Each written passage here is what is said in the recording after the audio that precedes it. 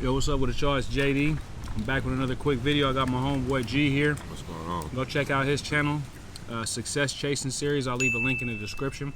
But today we're going to be chopping it up about basically the death of your old self and the rebirth of the new you, and why that's so important when you're making changes and when you're kind of morphing into that person that you've always wanted to be, or that person that you actually maybe just now are realizing that you need to be. And you know, G's got an amazing story in terms of, you know, his life and, you know, some of the trials and tribulations that he's went through, and his bounce back story as well. And, you know, he's kind of went full circle in terms of, you know, where he started, kind of his transformation journey to where he's at now. And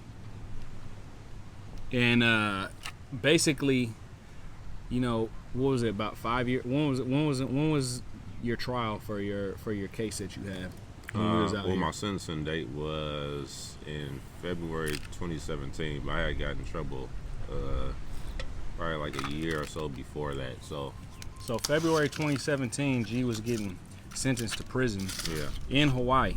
Yeah, in Hawaii, and I'm back now. Hawaii, yeah, he's back now. Since September vacation. 2021, he's on vacation. Yeah. You know, since he's been out of prison for what, about 2 years now? About 2 years. Was down for about 2.5 years. And since he's been out, he's, you know, done some amazing things that, you know, a lot of people who didn't go through any type of prison time or any type of hardship might have wished they could have leveled themselves up. He started off, you know, working at a local grocery store in his home area. Ended up getting a second job at like one of these little office supply chain stores, and then ended up getting a better job working for a transit company.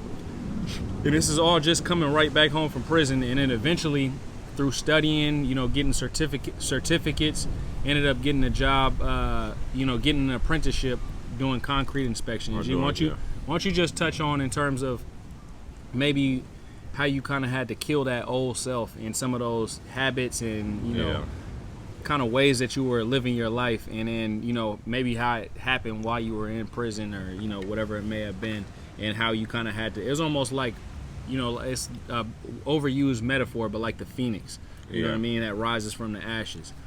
Well, yeah, when I came home, yeah, well, right now I'm doing construction inspecting, but it was definitely like a little road to get here, and it was a lot of adversity. Even just coming home from prison, it was definitely a lot of adversity. But going into prison, one thing I did, and this was back in 2017 or 16, I started looking at ways to reinvent myself. So I realized, like, okay, my life is about to change, you know, big time. And, you know, the old me, I had to just do away with that person. So I started looking. Who was the old you, though? The old me was a person that was just, you know, impatient, definitely didn't put in the work to get things. And I'm being critical of myself because I can. But, you know, impatient, definitely didn't understand that, you know, in order to have things, you got to put in the work, and it takes time. You know, I just wanted fast results and instant gratification, you know, and I was just wasn't motivated. So going into prison, I really decided that, and I remember I changed the name of my email around. I said, you know, I think it was 2016, and part of my email, and this was significant to me because it was part of the process, but I looked at 2016 when I really realized, like, damn, I'm going to prison. I was like, well, this is the rebirth right here, you know, and I decided that I was going to change the trajectory of my life and use prison as a way to, you know, turn my life around, educate myself, and just spend that time creating the version of me that I wanted, you know. And in prison, it was really important. It was basically like a must need. And I think the biggest thing I took out of prison was that I really had time to sit down and look at myself critically and realize that I was fucking up, like, big time. You know, as confident as I might have been in myself, you know, still ended up in prison. And I think a lot of guys in prison kind of go through that. It's like, man, while you're in prison, you're like, wow, everything that I was doing landed me here for a reason. So, you know, you really weren't that person that you thought you were. So I had to, you know, it was just, I had to self-reflection. Yeah, it was self-reflection. Yeah. You know what I mean? Definitely have to self-reflect. I almost look at, this is just from the outside perspective. but this is almost from the outside looking in. I look at G's prison time kind of as like it was like a cocoon from him turning from a caterpillar to a butterfly. Because you use prison as like an education center. Yeah. You know what I mean? You might touch on how many books that you read while you were in there. You know, the type of things that you were studying while you were in there. How you were just kind of on your grind. And you know how you stayed disciplined with the, you know, you were doing your physical fitness grind. You were on your, you know, checking out real estate, stocks, trading, just self-improvement books, philosophy. Well, I went into prison with a plan, and that taught me the importance of planning, because not having a plan will take you down some dark roads. And even with a plan, you can still go down some dark roads, but man, you're definitely lost without a plan. So I went into prison with a plan, and I felt like that's the reason why I was able to you know, educate myself the way I did in prisons, because I had a plan to do that. So I studied a lot of things, but I didn't go really into depth with a lot of things I studied, but anything I was curious about, I would have somebody send me a book and I would just read on it. Like I was telling him the other day, for a minute I was into history, so I had like a couple world history for dummies books, you know, U.S. history for dummies. I would study that. For a while I was, you know, just curious about nutrition, so I had a nutrition book and I would read that. It didn't matter what it was, but I studied other things too. There's a lot of guys in there that had gone down for real estate, so I looked at that as like, well, this is a great resource in order to learn more about the real estate market and real estate investing. So I just utilized the resources that were around me, and also had a plan to do this. So you asked me how many books I read. I read about 100 books while I was there, and before I had gone to prison, I probably had read maybe 2 books my whole life. So that definitely added some perspective, you know, to my life, you know, and the way I saw things. But and the way I look at it is, it doesn't necessarily need to take a prison sentence to get you to realize that you need to kind of kill that old self. Right. And when I say kill the old self, I'm obviously not talking about, you know, in a figurative sense. I'm talking about it in a, you know, kind of. Well, we are talking about it in a figurative. I mean, we are talking about a figurative sense, not a literal sense, but in a figurative sense, in a metaphorical sense, that you need to kill that old mindset that you had. More so than anything, kill that old mindset, create that new mindset, and move forward. You don't need to go to prison to do that. Even for myself personally, I didn't go through what G went through in terms of prison, but I also had my own extreme low point. And I felt like that was the point where I needed to, where it was like the you know, where the tides turn and the momentum is like, okay, I done already hit rock bottom.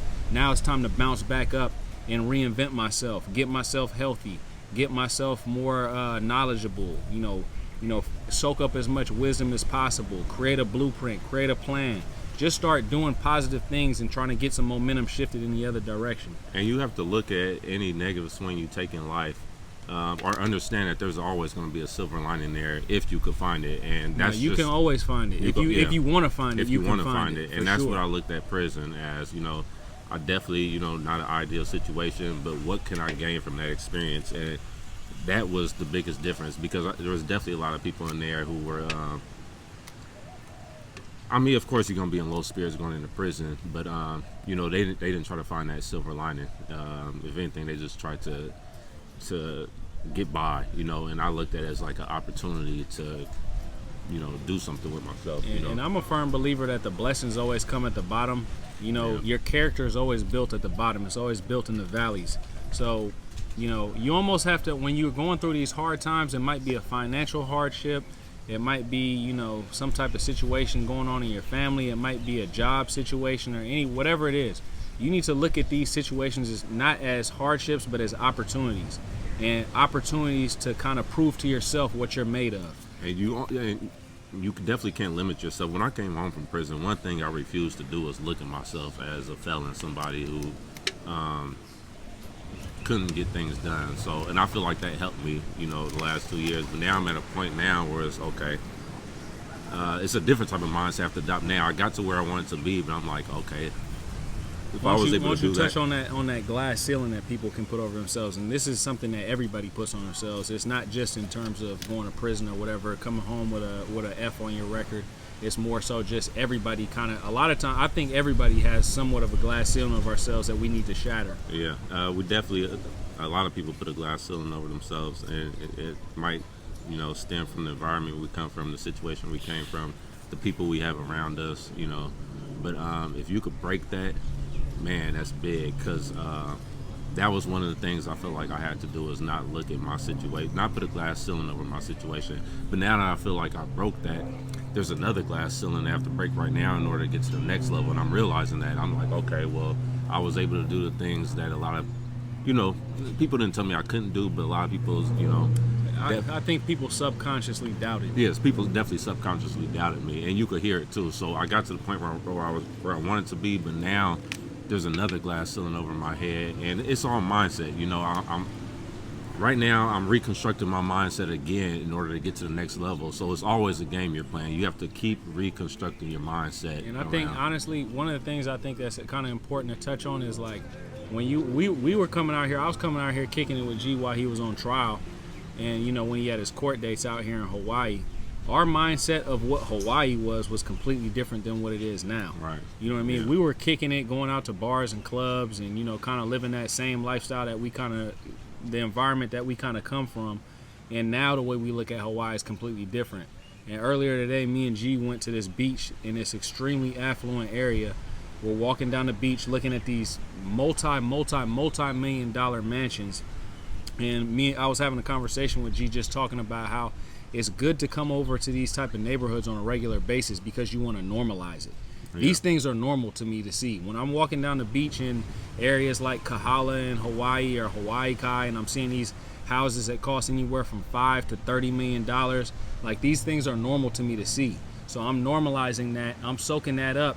And it's something that I'm thinking to myself, like, this is something that's definitely attainable. This is achievable. This is right in my backyard. Yeah. And G was looking at the same thing today, and this is something that I wanted him to see because I wanted him to realize, like, this is the next level that we need to get to. Right. You know what I mean? Even if we don't necessarily want this exact thing, it's something that we need to look at as this is definitely attainable for us, and this is the next level we need to get at. Even if it's just something that we might say, hey, we want to have this beach mansion that we have for a couple months out of the year to bring all our people out and kick it, or whatever it may be. Or, we might just want our own version of that. But normalizing excellence, normalizing, things that are on a high level, high performance, that's something I feel like will help you break through that glass ceiling. Because if you hang out in the hood too much, or you hang out in these low income areas, all that type of stuff is normalized. The mentality that comes along with those areas is normalized. So even if you're living in Richmond, California, Oakland, California, go to the hills and kick it. Go to San Francisco, go to Russian Hill, or go to the Marina District. If you're living in Los Angeles, you're living in like South Central, go to Santa Monica, go to some of the nicer areas in Los Angeles and go kick it. Same thing if you're living in New York, go to Soho or whatever. I'm not exactly 100% sure what the nicer areas are. Normalize these type of things. Yeah. That way you have something that you kind of are looking up to where it's like, okay, that's the next level I want to get to. It might be on a materialistic or superficial, level to a certain extent, but it's something that it's something to that you are looking at that you want to attain. One thing I know when we went to that area, or one thing that I picked up on, real quick, was that and it wasn't even been in that area. It was everything. It was the whole energy. Moment, the energy. There's a whole energy. But I saw a lifestyle that I wouldn't mind having, a lifestyle that I would love to have. And so the fact that I was able to come out here and see it, feel it, and actually touch it and live it for a few days, taste it. Now it gave me much more fuel to go out there and get it because I could feel it now. So that's one thing I think is really important. And it all has to do with emotions. If you could feel it, touch it, and see it, and know it's there, I feel like it makes it easier to go out and get it rather than just having some type of far off dream or thought or wish of something that you would like to have or be. But I think that not seeing it in the physical form is actually something that's important as well. That's actually the reason why we wanted to make this video here right by the ocean. Yeah. And that's because, I think the first step is to actually put it in your mind. And coming over to, actually just watching the video to where we're out in Hawaii, you see the background, you got the beautiful, turquoise blue sea in the background. Like, seeing that is something that can actually put something in your mind. But then it might inspire you to actually come out here and take a vacation. And then actually coming out here and living, in Hawaii for a week, 2 weeks, 3 weeks, experiencing that, seeing how healthy people live out here, feeling the energy, what they call, the chi, and getting getting grounded, getting in touch with nature, going to the beach, getting in the water, all these different types of things, maybe going on a hike. All these things will maybe inspire you that, hey, look, this is where I want my life to go next. This is what I want the lifestyle to be. I want to be in an environment where I can be fully in tune and fully connected. Right. But guys, I didn't want to make this video go on too long. I wanted to actually I definitely wanted to get some content with G before he bounced out. But G, you want to say any last remarks before we cut out this video? Man, just think about your mindset and definitely do some self-reflecting, because that's what really helped me. I feel like change my mindset around, realize don't have too much of an inflated opinion of yourself, and I definitely had that. So the minute I was able to actually look at that and realize that the dope person I thought I was landed me in prison, I feel like I was able to kind of reconstruct my mindset for the better. And one more thing is that we all need to be humbled sometimes. Yeah, definitely. I've been humbled, G's been humbled. We all need to be humbled sometimes, and it's something where we don't need to get defensive when we get humbled either. We need to just accept it, realize that we have flaws and better ourselves. Right. So that's pretty much it for this video, guys. One more thing I probably like to add is that when you're going through a transformation process, it's a lonely process. So more than likely, if you're in a relationship and you're going through a transformation process, that relationship more than likely isn't going to last. A lot of the friends that you might have had from before, when you kind of might have been doing dirt or, living that unhealthy, unsavory, toxic lifestyle, they're not going to last either. They're going to fall to the wayside because you're reinventing yourself. You have new habits, you have new lifestyle. All these things are changing, so the people in your life are going to change as well. So you need to get prepared for that. Transformation processes are lonely. Best to be done in solitude. G was forced to do it in solitude in prison. I did mine in solitude out here in Hawaii, which is actually an optimal situation, but solitude is normally going to be the way that it happens. I hope everybody's having a great day out there. Again, subscribe to G's channel. That's Success Chasing Series. If you guys are new to my channel, subscribe as well. We'll holler at you guys later. Peace.